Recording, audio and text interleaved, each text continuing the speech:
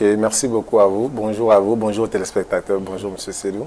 Je suis Moussa Hubert Ologem, je suis coach formateur en entrepreneuriat, en management et en développement personnel. Je suis entrepreneur et directeur du groupe Expert Pro qui est une entreprise spécialisée depuis maintenant 6 ans dans le domaine de la formation, de la communication et dans le domaine de l'informatique. Je suis également chargé de cours dans plusieurs universités et auteur d'un livre sur le développement personnel que j'ai appelé les 365 versets de développement personnel. Donc je suis un peu multitâche. Ma question vous revient, faut-il nécessairement se faire former pour réussir en entrepreneuriat? Je pense que, évidemment, que la formation est la base et la clé de toute réussite dans ce qu'on souhaite entreprendre dans la vie. Et lorsque vous vous formez, cela permet réellement de pouvoir éviter un certain nombre d'erreurs, d'échecs. Souvent, on a tendance à croire que les personnes qui n'ont pas fait d'études spécifiques en entrepreneuriat ne sont pas formées. Non, il y a plusieurs manières de se former. On peut se former à côté d'un mentor, qui est un dévancier qui a commencé l'entrepreneuriat avant nous. On peut se former à travers la famille, les parents qui étaient eux aussi des entrepreneurs et dans la culture dans laquelle on est né, on a appris. On peut également aller dans des centres de formation pour apprendre le métier et apprendre, développer un certain nombre de compétences. Il n'y a pas d'école en tant que telle d'entrepreneuriat, mais il y a des écoles où on peut développer un certain nombre de compétences qui vont vous accompagner, qui vont vous appuyer à éviter un certain nombre d'erreurs. Je vois beaucoup de personnes qui disent « je vais me lancer, je vais apprendre en entrepreneuriat ». Certes, tu vas apprendre dans le tas, mais tu vas commettre beaucoup d'erreurs avant d'apprendre. Ces erreurs-là vont faire en sorte que tu vas perdre du temps, de l'énergie et pourquoi pas peut-être même mentalement ça peut jouer parce qu'il y a certains échecs qui vont te pousser à ne plus jamais te relancer. Donc ces incubateurs par exemple que nous mettons en place, ces centres de formation que nous mettons en place, ont ce rôle-là de t'éviter à commettre des erreurs que certaines personnes ont commises dans le passé.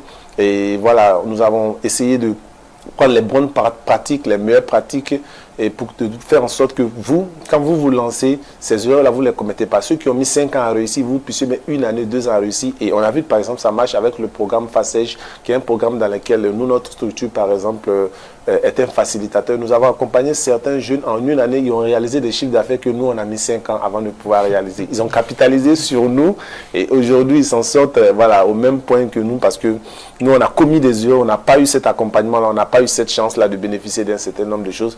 Et c'est la formation, nous avons compris que c'est la formation qui était la clé. Nous, on ne l'avait pas. Et aujourd'hui, moi, par exemple, personnellement, je me donne à fond.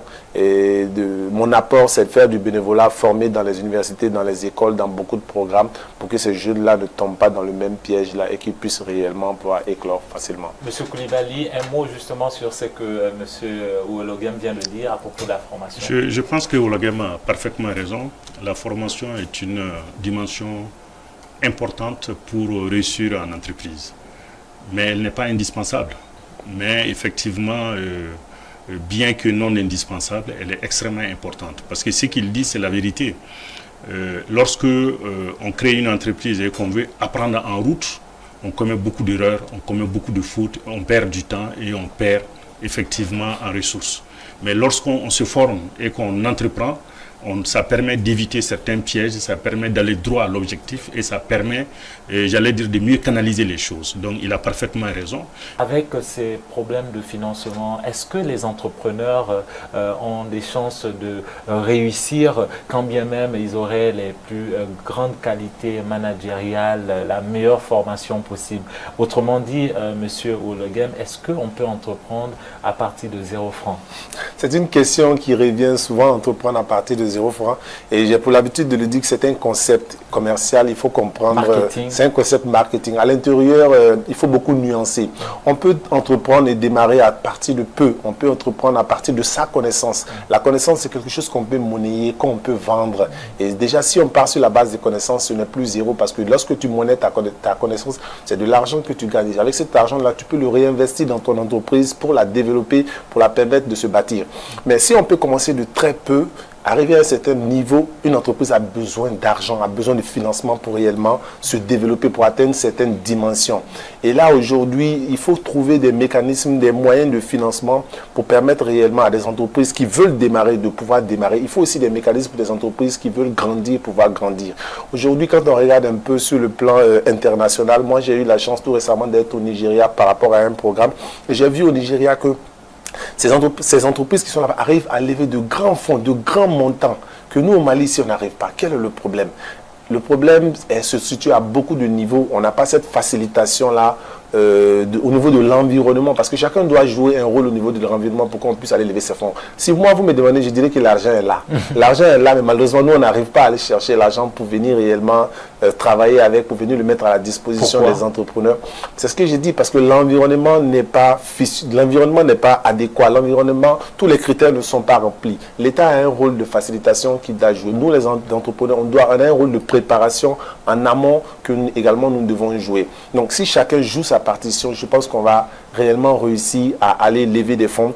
Et il faut aussi travailler sur chaque aspect. Un entrepreneur qui démarre, le système, par exemple, banquier, le système classique qui est la banque n'est pas adapté pour un entrepreneur qui démarre. Et nous, la plupart du temps, on les conseille de ne pas aller prendre ce genre de financement-là parce que ça peut les mettre dans un certain nombre de difficultés. Tandis que pour un entrepreneur qui a une certaine durée, qui veut se développer, le système bancaire peut être adéquat. Donc, il faut mettre en place un système de financement adapté pour chaque type de structure, pour chaque type d'entreprise. Léguem, par rapport justement à la formation de ces entrepreneurs, qu'est-ce que vous voulez dire pour le mot de fin? Ok, déjà, je trouve que le programme Tonio Lumino est un programme salutaire. On espère vraiment avoir des programmes Seydou Koulibaly très bientôt. Nous serons vraiment des acteurs pour apporter notre pied à ce genre de programme-là pour réussir. Par rapport à la formation, je pense qu'il est très important à un niveau à court terme de former les entrepreneurs aujourd'hui, mais il y a également le niveau à long terme. Aujourd'hui, vous avez parlé de 300 000 jeunes qui sont mis sur le marché de l'emploi. Pourquoi pas 300 000 jeunes sur le marché de l'emploi et de l'entrepreneuriat?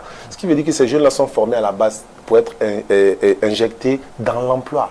Il faut qu'on aille un peu en arrière depuis le primaire pour voir comment est-ce qu'on peut commencer à cultiver, à donner cet esprit entrepreneurial aux jeunes depuis le bas âge, pour que quand ils grandissent, ils sachent qu'il n'y a pas uniquement que l'emploi qui existe, il y a également l'entrepreneuriat et qu'on est beaucoup moins 300 jeunes sur le marché de l'emploi, mais sur le marché de l'emploi et de l'entrepreneuriat. Et je sais que le marché de l'entrepreneuriat va plus permettre d'insérer. S'il y a 100 000 jeunes qui arrivent à s'insérer sur le marché de l'entrepreneuriat, ces 100 000 jeunes vont pouvoir embaucher les 200 000 jeunes. On aura moins de problèmes d'emploi ici au Mali. Donc je pense que la formation est toujours reste la clé, que ce soit à court terme, que ce soit à long terme. Allons-y à un niveau beaucoup plus bas. Essayons de voir comment former ces jeunes-là, développer l'esprit entrepreneurial, sensibiliser, mettre des programmes en place, accompagner ces jeunes-là. Et je suis sûr que sur une certaine période, on va pouvoir réaliser quelque chose d'extraordinaire. Nous, on est déjà sur le terrain. M. Seydou Koulibaly fait énormément beaucoup. Je pense qu'en se donnant la main, en réfléchissant ensemble, ça va pouvoir avoir une politique générale qui va permettre réellement de pouvoir changer des choses.